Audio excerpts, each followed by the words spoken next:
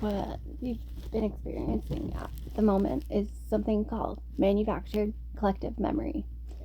It's a mix of conditioning, selective exposure, emotional filtering, and algorithm controlled narratives.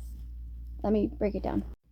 This sort of conditioning is possible because people don't remember events. They remember the story they were told about the events. This is the most important piece. Studies show that when people recall political figures, they rarely recall what they actually witnessed. They recall what their news source said, their group believed, their friends repeated, their social media fed them, comedians joked about, their side framed emotionally. So millions of people don't remember Biden the man. They remember Biden the character created by the media that they trust. And because the media filtered, softened, reframed, or ignored the scandals, those scandals simply never entered their memory.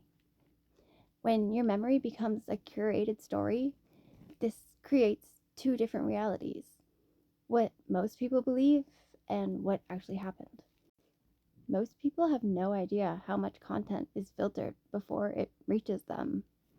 If someone gets their news from CNN, MSNBC, The View, TikTok political influencers, Reddit, late night comedy, liberal Twitter or X, or Facebook fact checkers, then certain information is literally invisible to them.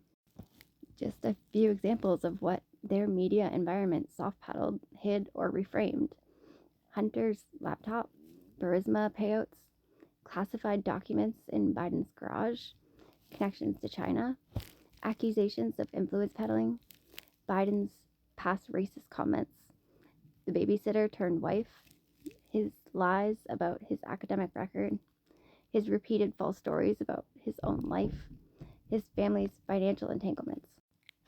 To someone in that ecosystem, Biden is empathetic, stable, decent, while Trump is dangerous, criminal, and extreme.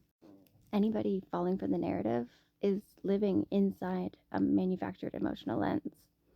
The brain only stores what it feels safe storing. I hadn't realized just how much I was asking of someone, because for many people, accepting Biden's corruption would mean admitting they were wrong, admitting they were manipulated, admitted they voted for corruption, admitting Trump was right about something, admitting the media lies, and admitting they fell for propaganda. The brain protects the ego before it protects the truth. Psychologists call this motivated reasoning. People don't just avoid facts, they avoid facts that threaten their identity. So they unconsciously rewrite memories to match the version of reality that feels emotionally safe. Most people experience reality through repetition, not evidence. If someone hears something 500 times, even if it's false, it becomes their reality. The media repeated: Biden is experienced, Biden is decent, Biden is compassionate, Biden is a lifelong public servant, Biden restored dignity to the White House. Repeat something long enough and it becomes collective memory. Meanwhile, they repeated: Trump is corrupt, Trump is dangerous, Trump is racist, Trump is extreme, Trump is authoritarian. Repetition beats truth every time. Algorithms show people the version of reality they already agree with.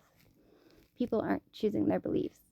Their beliefs are being chosen for them by the content they see. Two people in the same house can open their phones and see two completely different realities. One sees Biden stumbling on stage. One sees Biden hugging children and veterans. One sees Trump creating peace deals. One sees Trump labeled as a fascist. People outsource their memory to their politics. This is actually the darkest part. If someone believes their political team is the moral one, then anything their side does seems justified. Anything the other side does seems corrupt. So Biden scandals get mentally downgraded as tabloid nonsense, right wing conspiracy, taken out of context, old news, debunked, Russian disinformation. not because people investigated, but because their side told them to ignore it. Politics has replaced personal responsibility. You were watching history be rewritten in real time. Yes, Biden will be written as a decent man who worked hard his entire life, a stabilizing force, a symbol of democracy. They will erase the corruption, the lies, the business deals, the family scandals, the drugs, the racism, the influence peddling, the cover ups. Because history is not written by truth. History is written by whoever controls archives, media, academia, publishing, tech platforms. We are watching the rewriting happen now, not 50 years from now.